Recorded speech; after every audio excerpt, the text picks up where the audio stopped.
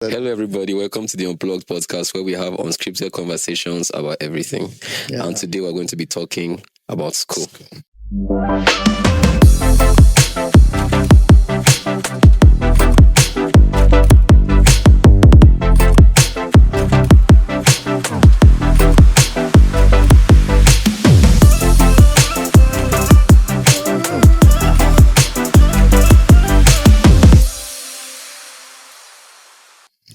Yes, so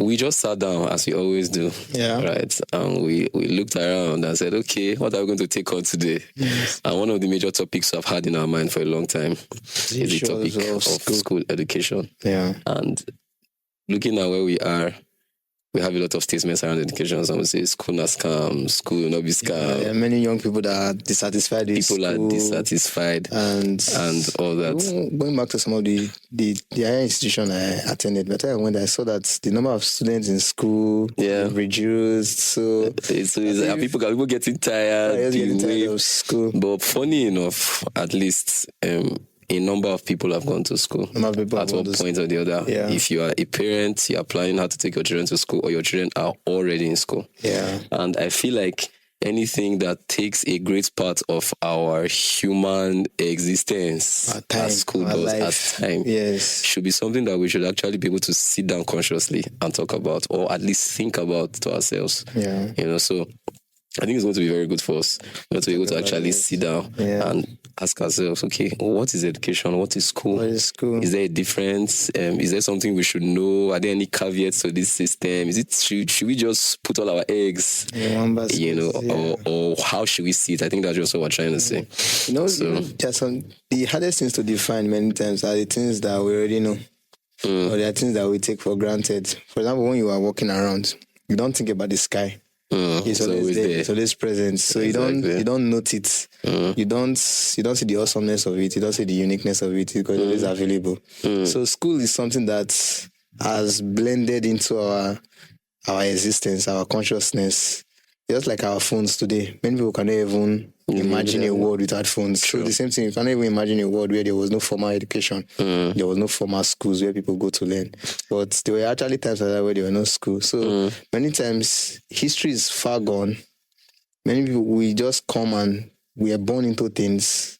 As parents, we met them. We just assume they've always been. We just follow the same process. So many times there's no critical thinking. There's no evaluation. There's no analysis. We just know that a child is born. You must send him to school. You don't want him to end up being a wayward person in society. So the answer is just send the child to school. And so from what you are saying now, it automatically takes us to the historical context of school. So like you are saying, everything has a beginning. Everything has a beginning. So school must have started from somewhere. There must have been a history. There must have been a line of, a series of maybe people that promulgated or propagated the whole concepts, how it's the concept that's interfaced with different communities over time. So I feel like if we don't know where we are coming from on any matter, actually, we will not be able to know where we are going. That is true. So on this matter, let's try and review a bit of the history. I think maybe we have to now maybe create a differentiation between formal education and learning in general. Okay. Because I think learning has always existed as long as man has always been. There must have always been a mode which one generation transfers, whether it's cultural values, whether it's economic values to the next generation, tradition, folklore. So, but formal education, everybody may not agree on how formal education is, but generally we can trace what we call like the Western education to the old Christian Empire. Where we have all these our philosophers, Plato, Aristotle, and the rest of them. That's like the credo of Western civilization. Yes, as we know it. So those are like the earliest beginning that we can trace back to some level of formal education. That thing that we used to have all the schools of thought. People will come and they will just sit down there, a master. Yes. So I think it's even from Plato, even got the word academics. Yeah, I heard that. I heard that it was the name of a Greek god, Academos or Academia, something like that. Something like that.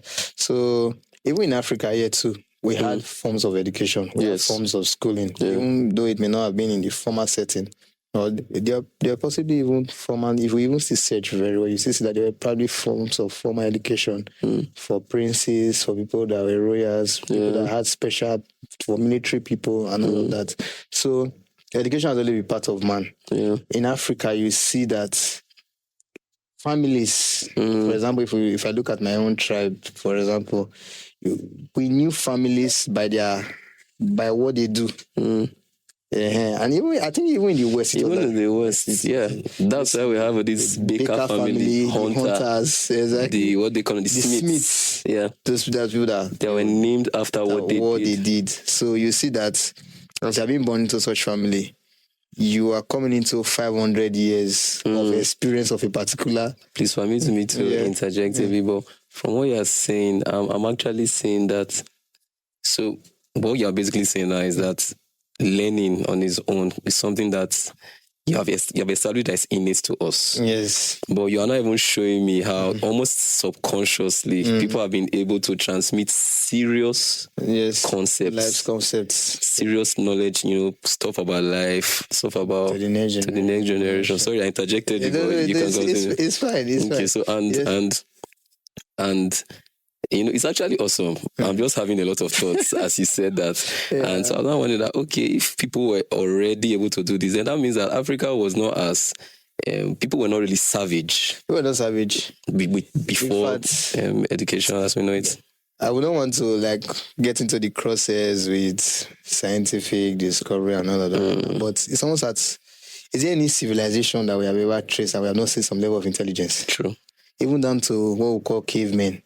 We can see use of special tools. Yes. We can see there was even things like pigments. People were already creating ink, whether from animal blood or from they had cave paintings and all those kind of things.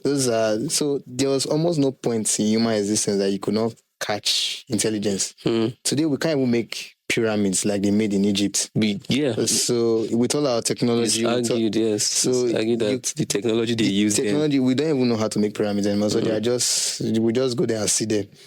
That technology was lost. So man, at every point in existence, has always been very smart. Very smart. We knew how to use things in the environment, horses, animals, to make things. We always say jokingly. I remember sometimes when we were eating some foods. You were in Africa. Exactly. So for instance, I remember one of those days, two particular foods that used to baffle me.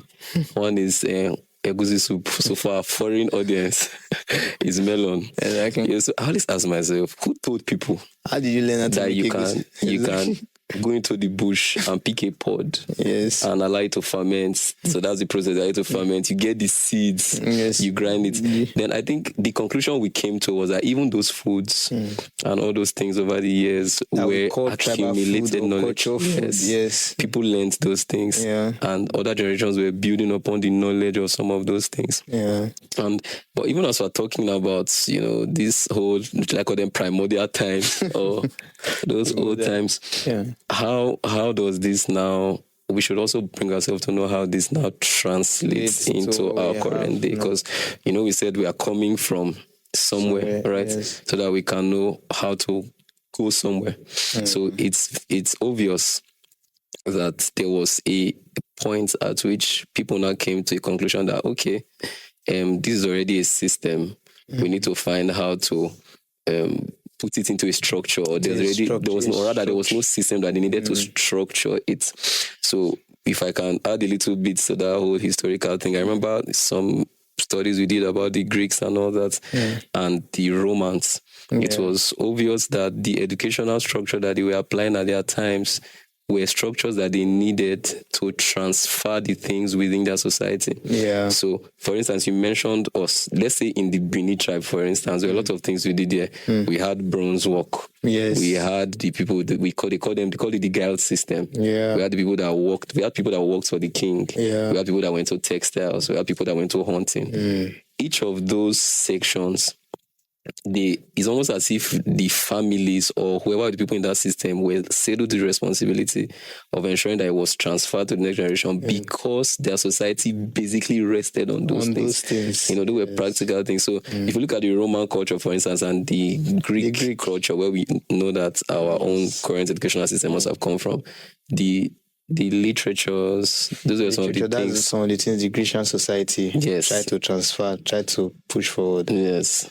Literacy, music, intellectual. Funny enough, many times it was when they conquered some areas, they tried to ensure that they taught because that was how you transmitted culture. The Romans wanted to teach oratory because those things were very necessary in the political space in Rome. You need to know how to talk. You need to know how to carry. You need to have charisma. So things, leadership, military strength, military conquest, athleticism, yes. So that is even what we call Olympics came from those societies, came from those places.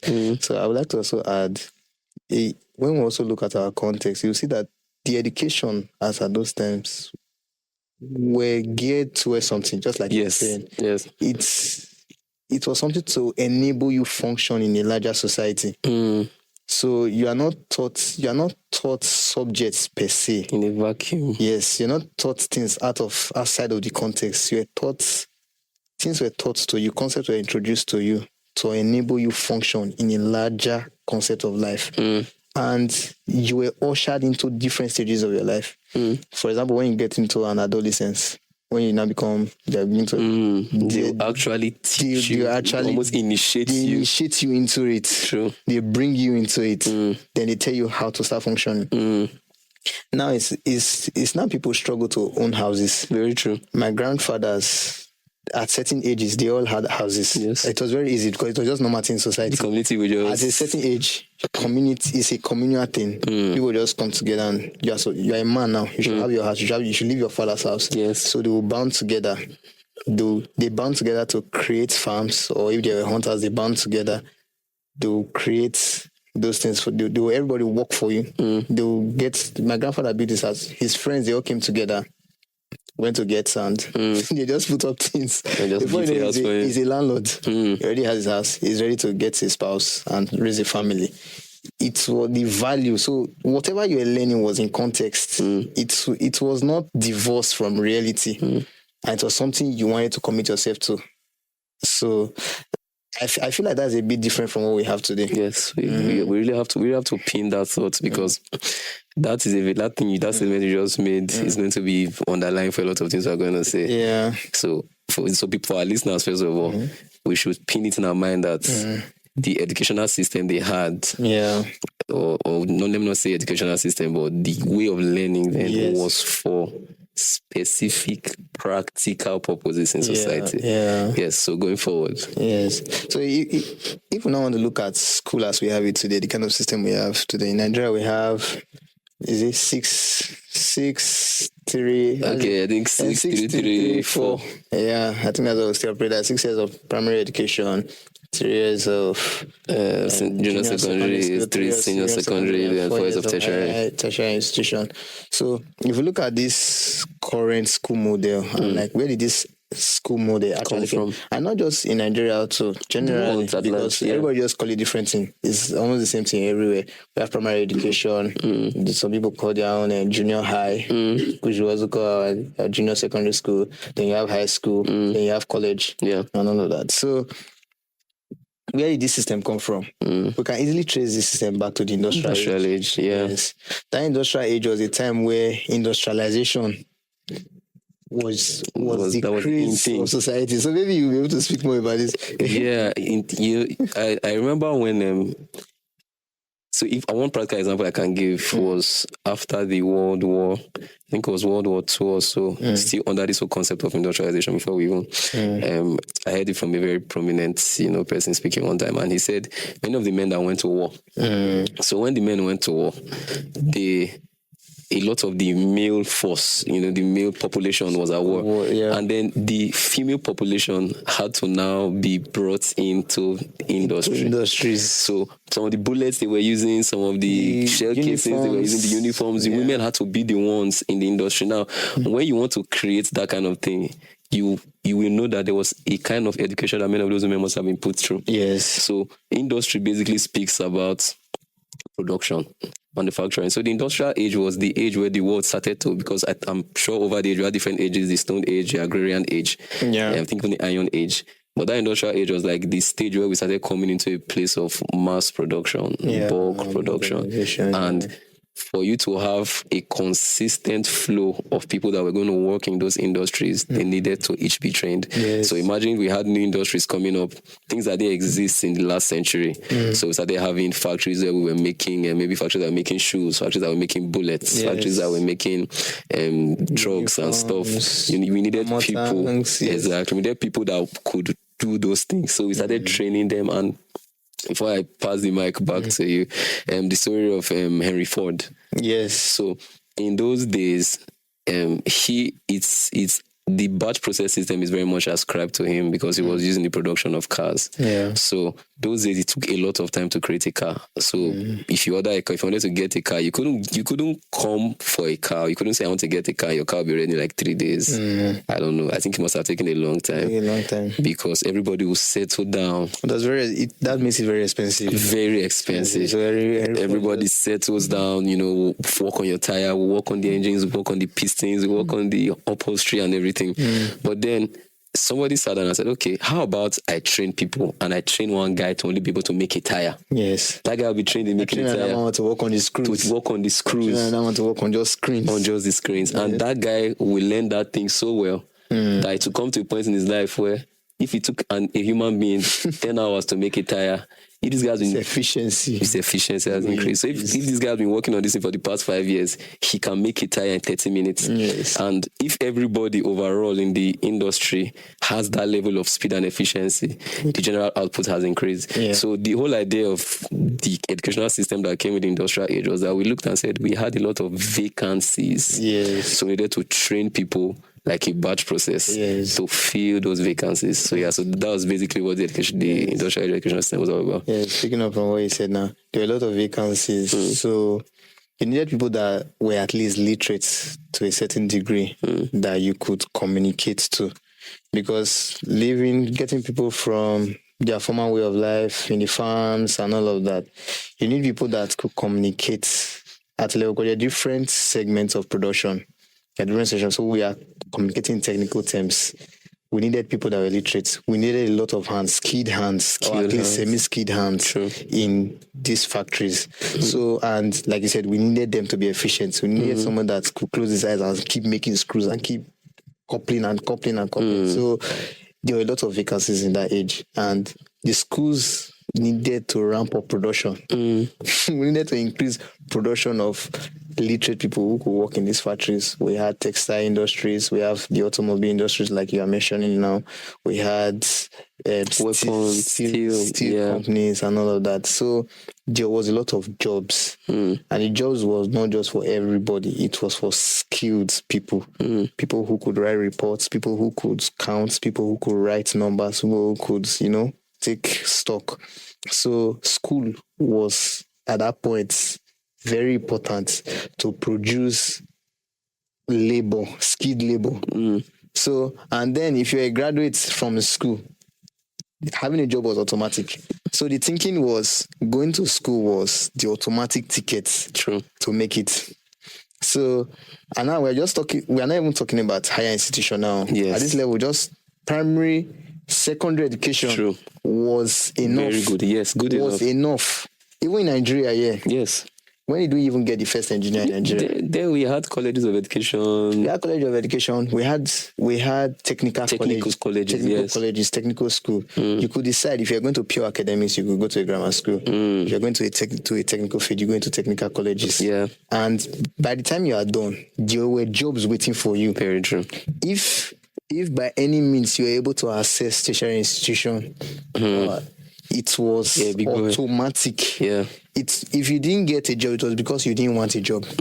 Or you didn't want to work, or you had something else to do. But there was a job waiting for you. There were companies that were lining up with different offers, with different perks of the job to ensure that they get the few available. You hear stories from our fathers and people. They tell you that companies will come to school. Yes. They'll come during project defense. They'll come during graduation to pick the brightest students. Because everybody wanted the brightest students to wear there. But today, if you say you need an engineer, at least the amount of application you receive, you understand. So that age saw a lot of factories, industrialization happening. So the number of cars, the number of roads, a lot of construction that needed to be done. So even Nigeria, nations were being built. The first engineer we had in Nigeria, Herbert Macaulay, was around the 19th century.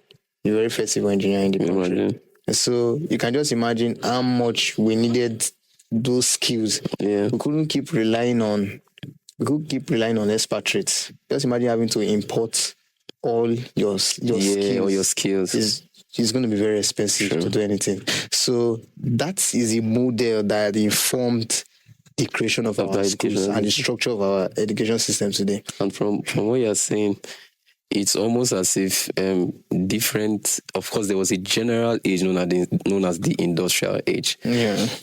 But based on the level of maturity of a nation, it's as if some nations may have gone through their own industrial phase a bit later. Yes. So a country like Nigeria, for instance, the whole concept of Nigeria, maybe first of all, the first mention of Nigeria was with Flora Shaw. Yeah. Right. Then subsequently we had the amalgamation. Then Nigeria itself from the 1960s. Yes. So of course a new nation came about. Yes. So it was obvious that we needed to build these nations. We needed our own industrial level of industrialization. Needed our own stuff.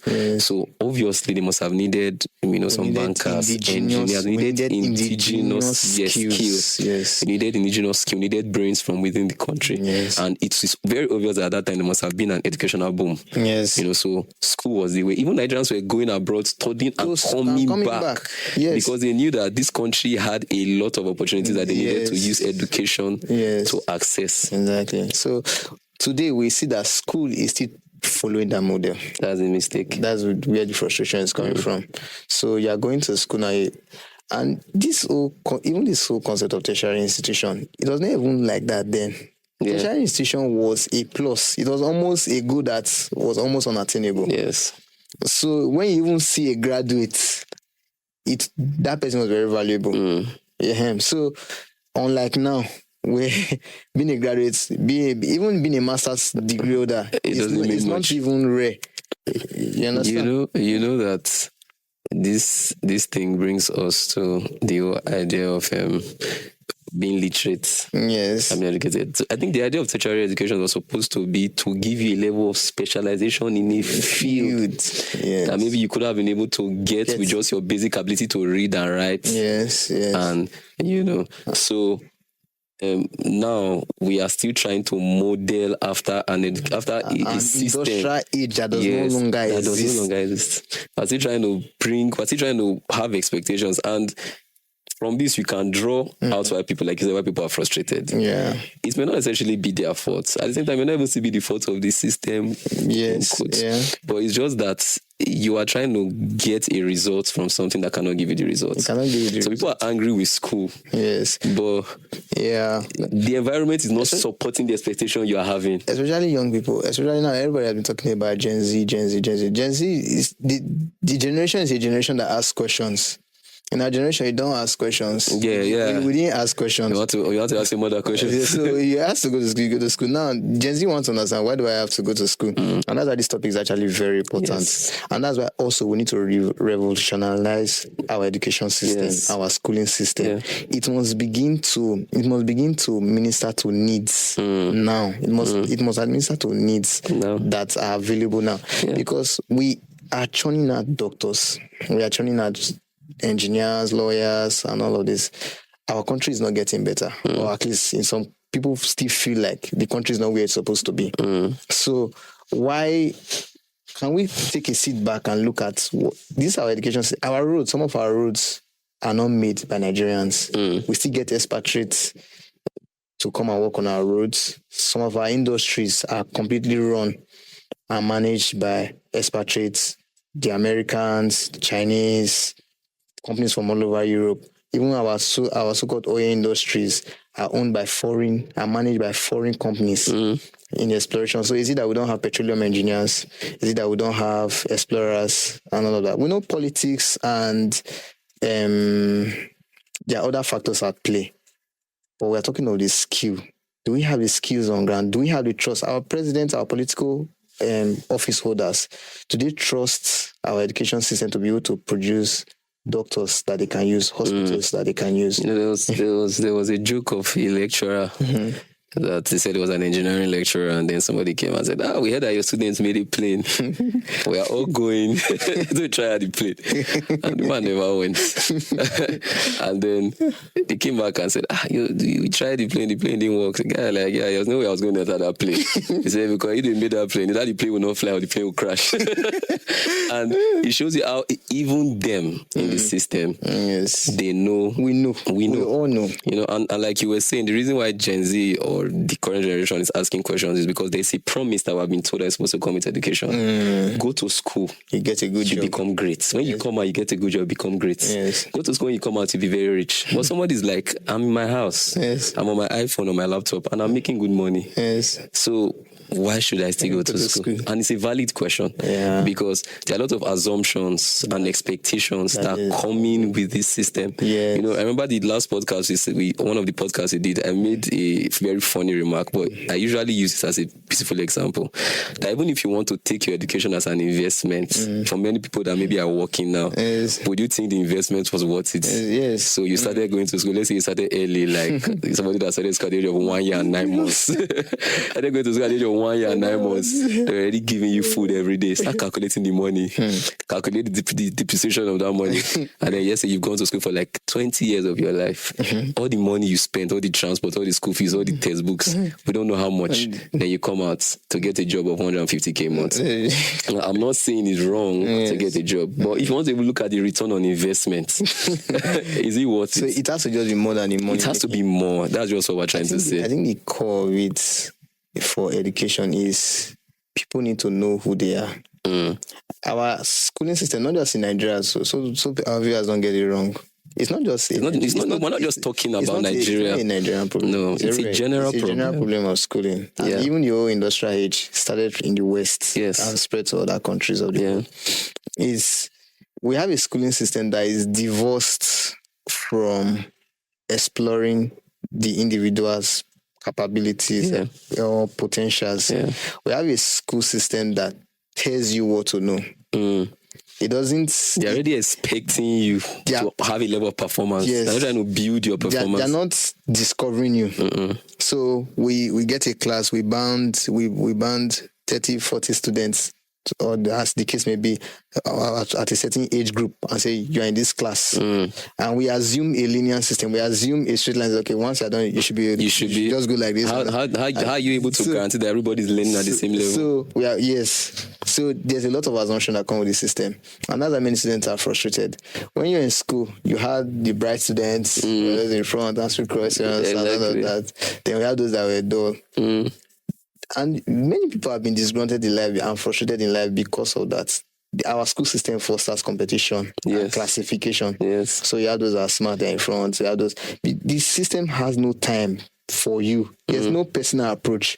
So you're in a class, you're not doing well. The next people are moving to the next class. You're nobody cares. So the level of people dropping out of school is like they are the castaways. They are the people that will not do well in life. They are the people that will not be great in life. So, but many of these people, many of these individuals, when you check them, you see that every child, they are born with potentials.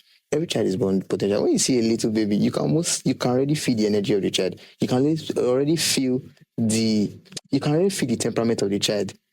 And as they begin to grow up, you see the way they are explorers. Children ask questions. Children are trying to learn. They're trying to know. And by 3 years of age, many children have learned a whole language. A language you did not sit them down to teach. You didn't tell them this preposition, these nouns, these are pronouns. But they learned just by observing you. So this concept that we have, that until you're in a classroom, you cannot learn. It's one of the assumptions in the system. So we ban people, we start pushing them. You're supposed to empower, you're supposed to learn the subjects. You see a child, 3 years old, 4 years old, 13 subjects. Going 2 years old. Coming back by 4 o'clock. Like 4 o'clock. Learning French, learning Spanish, learning how many languages they will put so many. It's learning computer. It's learning so much. So before the child even gets to discover the potential he has in himself, we are already we have put him into a race. What was your report sheet? You came out fourth. How come? From what you're saying, maybe it should not be even a thing of stigma for somebody to repeat a class. It shouldn't. Because it's not a competition. Yeah. We found out now that Finland is said to have the best educational system in the world. Yeah. And they don't allow children to start school till they are 7. Wow. Those days, from what my mom told me, they say when you want to enter school, then they'll tell you to do your hand like this. If you cannot touch, they say, no, you're not big enough for school. It may have looked like they were setting people back, but really, what is the hurry? Now, is this thing you are saying now that there's an assumption that until you are going to school, your life has not started? Yes. Which is not true. Yes. We should be able to give people the option in this country. A child that learns language. Do you understand? A child at the age of 3 is in the house, he can speak his language. Yes. He's learning from his parents. And, he's already having the ability to interface with life on the level. How were our fathers learning? Or what is education? Yes. So the context, just, no, my child... By the time my child is 8 months, you have already prepared a child for competition. Yes. Then you are wondering why people are so envious in the educational system and all this. So it's not a wrong thing for you to give your child time or for you to want to have a separate kind of, and this brings us to still differentiating between education and literacy. Because from what we are saying now, what we are calling education, what a lot of people call education is literacy. Literate, ability to read and write. Right. But education, if I were to define it, I would say it is the ability to be proficient in a field, in a particular field. If you are educated in engineering, you didn't just know the engineering terms. You can produce engineering results because of the trainings you have gone through. You are educated in that field. So a market woman is educated in trading in the market. It's an education, and that's why the Igbo guys, our beloved Igbo men, the guy can finish secondary school and say, "I'm not going to the university." They are one of the best apprenticeship systems. That's education, if not even in the world. Yes, they have a system where they are perpetuating traders. Yes. And good traders are that. If you're going to push anything to the Nigerian market, African markets, you need an Igbo man. Because somehow it's as if they found a way to capture the secrets of trade and know what it takes. And they just if you ask that guy, he may not be able to teach you. He may not be able to teach you. He cannot teach you in a formal academic format. Yes. Because many times, even our academic setting seems to be divorced from reality. Yes. You will expect that a master degree holder, a professor, a PhD holder should be best at living life. Should be an expert at life. Should be an expert at life. But you see that disconnect. Many times, like we were saying the other day, it's as if the school environment is just like a pond. All the environments are controlled. But everybody feel great because you're the biggest shark. You're the biggest fish in a pond. Until you come into the real world out there, you now find out that how do you translate first class into real life results? How does your 2-1 affect life? So many persons that have gone through the system, they are shocked that they come out and they can't translate their certificates to progress, to living great. And they are angry because this was what, before they could even recognize themselves, they were already students. They were sold a promise. Yes. As long as you go through this system, you must be successful. And it even leads me even to government. Government spends a lot for our education. There are free primary education in the country. Yeah, people may argue that they're not funding those places as much, but there's some level of investment, even down to the tertiary institutions. Yes. We have public schools that have produced in thousands of graduates, if not in hundreds of thousands in this country. I'm even of the opinion, has government even got back on that their investment? Because even today, we see that when you really want to do some core projects, some really important, you still have to bring in expatriates. You still have to bring expatriates. Is it that the education system today is not producing, it's not meeting the needs that we have as a country? Yeah. Or we are just blending. We're just trying to follow through with the system so that we'll not say. So even for government needs to look critically that our investment, it needs to be coming back. Yeah. So policies should not be made around, should not the education system should not allow influences, whether because of nepotism, political party affiliations, or any of that. But because it's something that will affect the country in the long run. Policies need to be made. For example, we don't teach history in our schools. It must be intentional. Our school, we don't teach history. So if we want to talk about things like even nationhood or national how do people get a level of patriotism? Yes, because you don't know where you're coming from. You don't even know your history. Yeah. Many youths today, even when you see many youths reacting about the things that happen in the country, angry with the political systems, angry with everything, many of them don't even know the history of the country. They don't even know why the things that are happening now are happening, because they were not taught. Because it's assumed that school will teach you all you need to know. All you need to know for life. And that's the problem. We have false metrics. Yes. So every human being will always want to come to a point in their life where they can say I'm making progress. Yeah. They need something to use to tell themselves that I'm at the top of my game. Yeah. I'm succeeding. If somebody's failing in one aspect, he must look for another aspect to succeed. And the metrics who's giving people is have or A's. If you're an A student, you are made for life. Now, I'm not disagreeing with the fact that some of the maybe the principles, the disciplines you put yourself through to attain academic excellence will help you outside. But for me, that may even be more of the benefits you are getting than even the result. The discipline of putting yourself in a place of becoming excellent, becoming a success in one field may be translatable to another field. But to assume that just because you have a certificate, education should not necessarily be about certification. Tests and exams, for instance. If I'm giving you a test or an examination, this is what we do. We give everybody tests. Some people pass, some people had A's, some people had F's. So what do we do about people that had F's? They are failures. Yes. The idea of tests and exams, examination. To examine. Exactly. There was one of the philosophers that said the unexamined life is not worth living. It's supposed to be a process where you evaluate a person or a student. The end point of those things is supposed to be discovery. Yes. From what we're even saying now, it's not even really supposed to be bad. If somebody's in a field and you are going through and it gets to a point and you discover that this is not my field.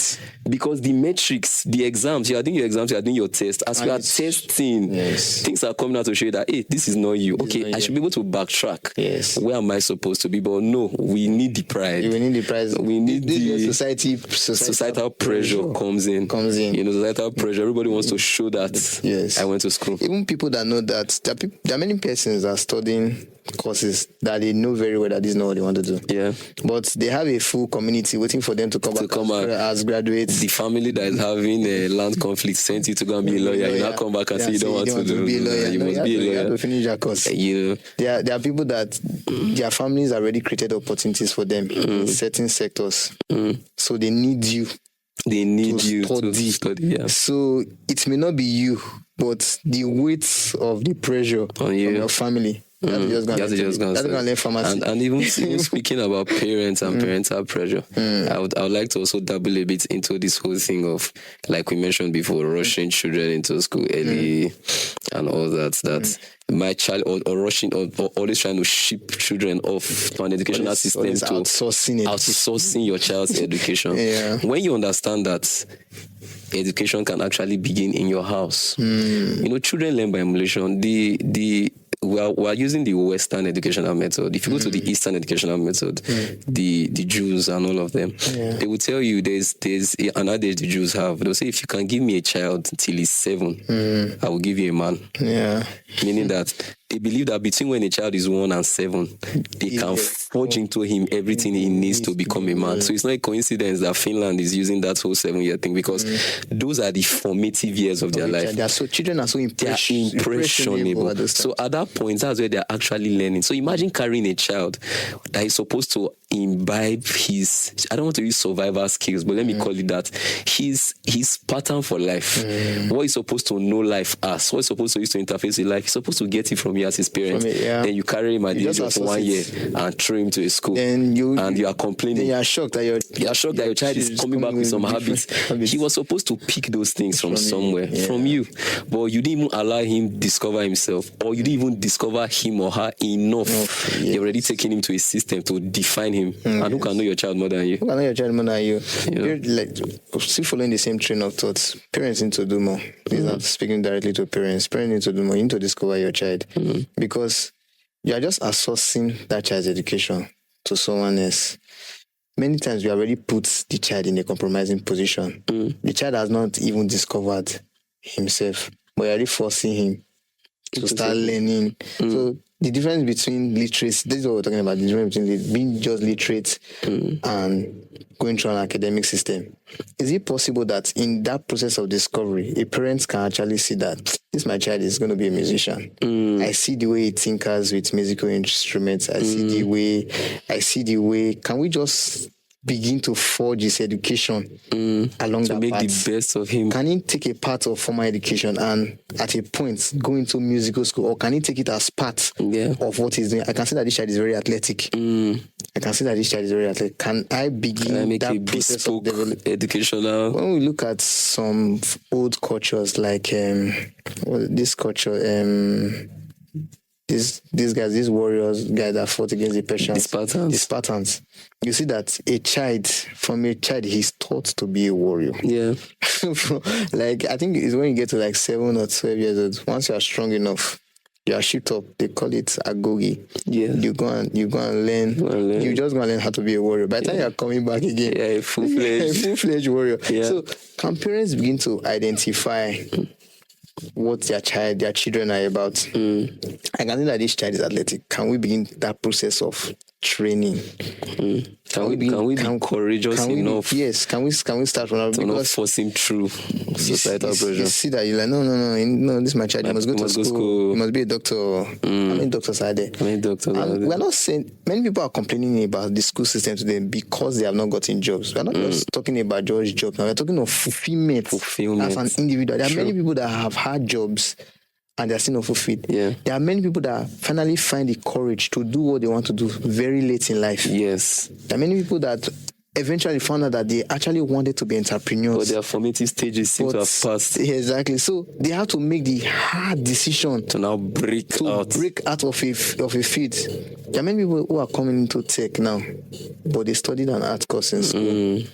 Because, and this, like we were talking about assumptions in the school, school also places limitations on people. There are people that through the school system, they maybe through bad teachers or one reason or the other, some students or some individuals have gone through the school system becoming more afraid of what they're supposed to do. Some people are just afraid of maths. Generally, maths is difficult. And maths, how did maths come? Maths was life. Maths is life. I remember the other day I was talking to my driver, and I was like 150,000 times 3. I was like, okay, me I don't understand. Me I don't understand. He said, I better go bring my calculator. He was speaking in pidgin English.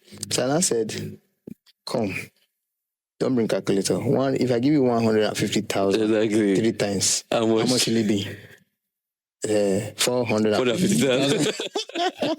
So how come you? How did you know that? How did you know? Because I've now put it in a context. In a context, your brain is free to think. So many times, even the school places limitations on people. It's now that people have accepted that you only have one gift. Yes. Even Herbert Macaulay that I was talking about as the first civil engineer, he was a politician. Wow. He was a journalist. He was a speaker. So generally, people really don't have one gifting. So can your educational paths can it be diverse? Can it be diverse? They're just many of the things we learned in school today. Many of us have forgotten them. My brother. Because we left school, we are graduates. Yeah. We left school and only to come and find out that all what I learned in school was not enough. I have to make adjustments to make sure I'm effective in life. And talking about disciplines that intertwine. Yes. No, the beauty of a human being is his individuality, his uniqueness. You know, there was one beautiful conclusion we came to the other day. We're like, what stops us from having engineering doctors. Oh, medical doctors. Or medical engineers. Medical engineers. Because if you look at it now, we are coming to a point where it has always been actually that fields must interrelate. Yes. They must interrelate. They must come to a point where they connect each other. Yes. Food and tech must come to a point where they marry. Yes. Fashion and engineering, even fashion and medicine, may even come to a point where they marry. Yes. Is there anything wrong if somebody comes and say, "Oh, I'm a food technician. Exactly. Maybe I studied the engineering of the machines that I used to process food." Yeah. Because you may have to come to a point where you have a good knowledge of food and a good knowledge of engineering. Exactly. So, but we are usually so blindsided, streamlined. Can you be courageous enough? Okay, now we're talking about even parents, but even as an individual, but can parents be courageous enough to say, "I want to create a bespoke educational experience for my child?" Yes. And say, "I've seen my child is like this." What if my child, instead of going to a secondary school, yes, let me take him to a technical college. Yes. Because he has these gifts. Exactly. He may go to university, but what if after that, I don't want him to go to university? What if I want him to go for an internship? Yes. Can we be that intentional? Yes. Exactly. That's the challenge. But many times we are just looking for a ready-made system. You don't have to inject any energy or any effort. During the COVID, just picking up from where it stops. During the COVID pandemic, we needed ventilators. Exactly. And the whole world was buying ventilators from Europe, America, I think also China too. So when you look at the machine, like what is in this ventilator? It's just, what is in this ventilator? I think even some lecturers and some lecturers in the University of Benin, they created a ventilator that was taken to Aso Rock to get approval, but eventually it was still ventilators from outside the country that was used. So many times it's not like our school are not teaching people these things, but because we are living in a world of our own, we are not marrying all these concepts together. So we just make a functional ventilator. Because what I was asking, that the ventilator you brought wasn't in a finished product. But of course, it can functionally do this thing. How efficient is it? How energy saving is it? So eventually, you see that many times government has no choice but to still import these things. They say, "Oh, there's an engineering student that made a car. That car, how is the car?" Of course, some of these people can say they need funding to further the development of such products. Yeah. While we are still at the functional level, people are already moving. So when the government is at the point where, okay, of course, as much as we are supporting this, there are other countries in the world that we cannot just be left behind. Just imagine the fighter jets that maybe this country has to be the one we are making in our labs. They cannot. So as much as, yes, okay, I was able to make a drone that flew and all of that, you did a video, nice. Why they are sponsoring that? They need to be able to ensure the security of the country. So they have to get the latest technology. So this education thing, we must take it serious. This marrying of feeds is very important. Yes. All of these concepts, we need to take them seriously. Even the things we are studying, when you go to, I remember somebody was saying, he said that Isaac Newton that we know, most of the major laws he has postulated, he made them before he was 26. Wow. So the laws of gravitation, yes, all those laws of motion, laws of motions, laws of gravity. He said he made many of those laws before he was 26. Now, check people, even the people who are reading their discoveries as subjects, as courses today, many of them were not engineers. Many of them were not They were not physicians. They were not even doctors. Yes. Isaac Newton was a theologian. I think it was a Sunday school teacher. It was a physicist. Some of them, you see them in the arts. Yes. Da Vinci, for example. Da Vinci was an inventor. He was an artist. He understood human anatomy. He was basically a lot of things. Da Vinci was the one that drew the Mona Lisa. They said Da Vinci could draw and write with two different hands at the same time. Exactly.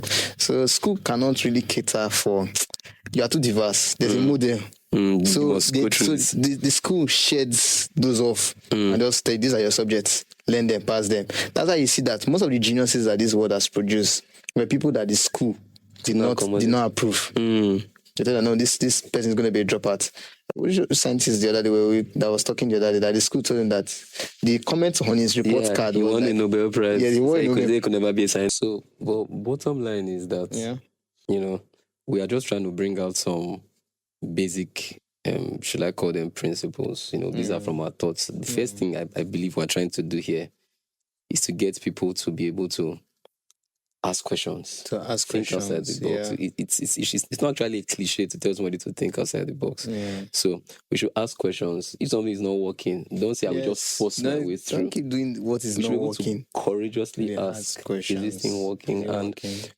People should start learning to craft their own path. Is this system oscillates? Yeah, start learning to craft your own path. And everybody's also like, the government is not producing jobs. The government is not. It's always about the government. You know, so it cannot always be the government's fault. Yes. Even we're not exonerating them. Yes. You know, but we are just saying that everybody is a party to this thing. Everybody, if it is working for us, it benefits everybody. Yes. It affects society at large. Yes. So we've mentioned earlier in the conversation, parents have a role to play, individuals have a role to play. Even I want to also say that even the school system has a role to play. We have people, because you can't just lay everything at government.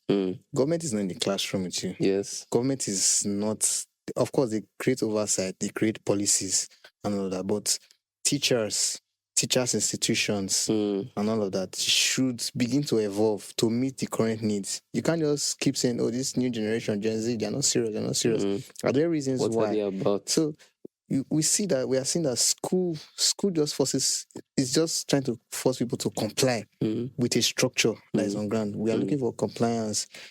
Can we begin to evolve to teach skills that are relevant in life, not just in the academics? In the academics, we are taught to be competitive. We are taught to, how do you have an edge? Whereas in the real world, what we actually need is collaboration. Yes. We have countries collaborating in security, in the exchange of ideas, the exchange of technology. But in school, we are competing. So after how many years of being a competitor, you come out and you just find out that you've not built relevant skills for collaborating with other people. That is already deficient. So it's already an issue. It's already a deficiency that you have. So the school structure should begin to include life goals, should be life skills, life lessons. Because like we mentioned earlier in the conversation, in the Africa settings or in earlier education structures, what were taught to individuals were something that will enable them function in real life. Yeah. So it's not just, oh, I have a first class or I have a degree in industrial mathematics. It should be more than that. How does industrial mathematics relate with politics? How are you going to bring it into society? How does it shape society? So whatever you're learning must be in a context. You're trying to draw a parallel between Western education and the Eastern learning. So it shouldn't just be that, well, I say the left brain approach of just being analytical as opposed to the creative. Than being creative, than being communal. You must learn in a context. You can't just, I'm an astronaut and you're divorcing it, because every of these fields, you'll find out that eventually you'll see that there are policy makers or people who are making the policies that are not even your feed. You see that most of these association medicals, you see that sometimes even the policy makers in those sectors are not even doctors. They are not. So you have to learn in a context, and you must know how to imbibe skills. So you just studied medicine, but now we need people that can formulate policies with the knowledge of medicine. So you need to just have more. I'm a doctor. You can't just, so that will no longer be enough. Yes. So true. For individuals, for schools, let the structures begin to grace. The structure begin to modify. And we can't all leave it for the government. The level of individuality in the system that we're trying to suggest now, because what we're basically saying is that we need a system that can cater to individual needs is going to be extremely expensive. Yes. So I feel like one of the easiest ways that government may even be able to come in will be in policy making. Yeah. In the sense that they are creating an environment that will foster methods that will make it easier. That would also make it easier for us to see that, okay, it must not be this rigid. Yeah.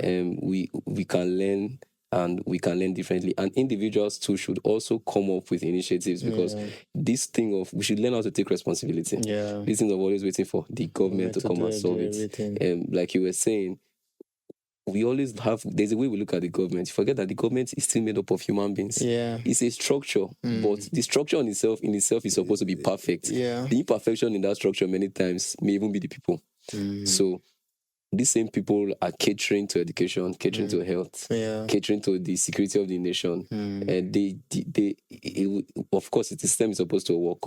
Well, it's a real world. It's a real world, yeah. So we should be able to realize that we should take some level of initiative. Yeah. If you're a school owner, for instance, what's your initiative that you're taking to do something? Because if you look at it, you see that these gens, coming back to Gen Z again, you see that as many people say they're indisciplined, they're not ready, there are people that are not ready to come under authority or anything. But you see that they are learning. They know things. Yes. Most of them are very proficient with technology. They are very, how are they learning? You see that the old method of, in school, what we just need, what the school needs from you is compliance. Yes. We are not tapping your passion. No. We are just not agree to what we're giving you. Agree to what we are giving you. So our mode of learning has to shift to tapping people's natural resources, tapping into people's passions. That's when learning. And you see that when you're learning something that you are really passionate about, 2 hours is like 5 minutes. But when you are having to struggle through something, 5 minutes is like eternity. Yeah. So the struggle we are having with this generation, is it that what we are trying to feed them? Because this assumption that when children are born, they are born with nothing is not true. Children from a small age, you can tell. You can tell. You can start telling what this guy is inclined to. You can see what they are inclined to. Yeah. So that diversity must come. We have mentioned also that parents have a primary role. Yes. Because they are the first, they are the recipients. Because you can't just assource parenting. No. You can't assource education. You can't assource, you can't just do that. Even these people argue, should my child go for boarding school and all of that? Those are decisions you may have to make as regards the child. But some people are, from a very small age, they just want to rush the child away. Ship the child off. And many times, let's just chip in one or two things. In this sense, many times, we should understand that parenting should be more intentional than reactional. Yeah.